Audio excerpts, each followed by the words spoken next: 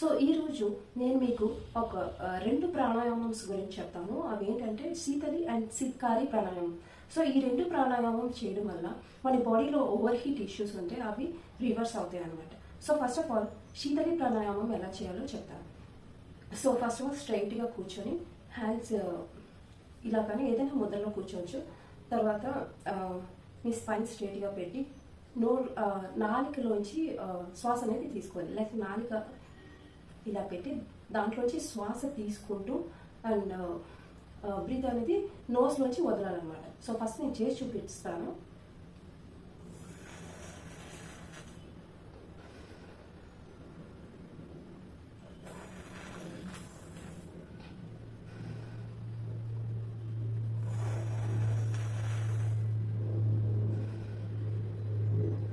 So ఇలాగా దీన్ని శీతలి ప్రాణాయామం అంటారు. సో ఇలాగా 3 to 4 minutes డైలీ చేయడం వల్ల ఓవర్గా ఎవరికైతే ఓవర్ హీట్ ఇష్యూస్ ఉంటాయో వాళ్ళ బాడీ కూల్ అవ్వడం మొదలవుతుంది అనమాట.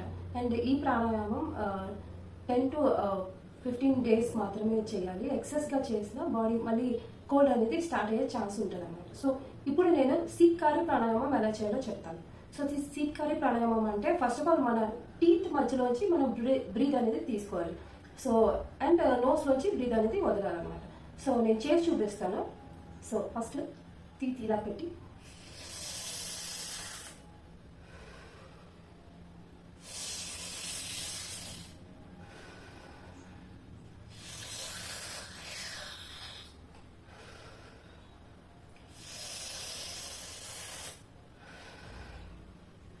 ఇలాగా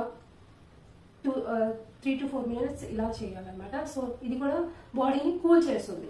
సో శీతలి అండ్ సిత్కారి ప్రాణాయామం రెండు ప్రాణాయామం కలిపి రోజుకి 3 to 4 minutes చేస్తే చాలు మీ బాడీలో ఓవర్ హీట్ ఇష్యూస్ ఉంటే రివర్స్ అవుతాయి అన్నమాట. సో కొంతమంది ఈ శీతలి అండ్ సిత్కారి ప్రాణాయామం చేయకూడదు, ఆ రెస్ట్రిక్షన్స్ ఉన్నాయి.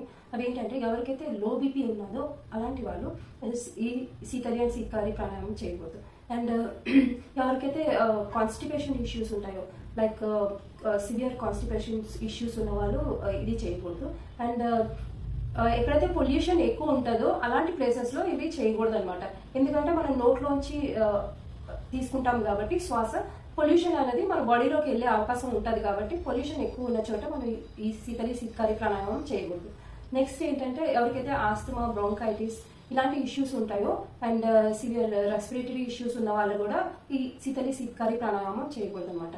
అండ్ కోల్డ్ ఎక్కువ ఉన్న ప్రదేశాలలో అండ్ మనకి లైక్ వింటర్ సీజన్లో మాత్రం అండ్ రైనీ సీజన్లో మనం ఎక్కువ ఈ ప్రాణాయామం చేయకూడదు. సో శీతలి అండ్ సిత్కారి ప్రాణాయామం ప్రాక్టీస్ చేయడం వల్ల బాడీ కూల్ అవడమే కాకుండా ఫీవర్ ఉంటే తగ్గుతుంది, డైజెషన్ ఇష్యూస్ అనేవి ఇంప్రూవ్ అవుతాయి, రెడ్యూసెస్ బ్లడ్ ప్రెషర్ అనేది రెడ్యూస్ అవుతుంది, బాడీలో ఇన్ఫ్లమేషన్స్ అంటే పెయిన్స్ ఏమైనా ఉంటే అవన్నీ తగ్గుతాయి, అండ్ ఇమ్యూనిటీ అనేది పెరుగుతుంది. సో ఇన్ని బెనిఫిట్స్ ఉన్నాయి కాబట్టి మీకు కనుక ఓవర్ హీట్ ఇష్యూస్ ఉంటే డెఫినెట్గా ఈ ప్రాణాయామం ట్రై చేయండి.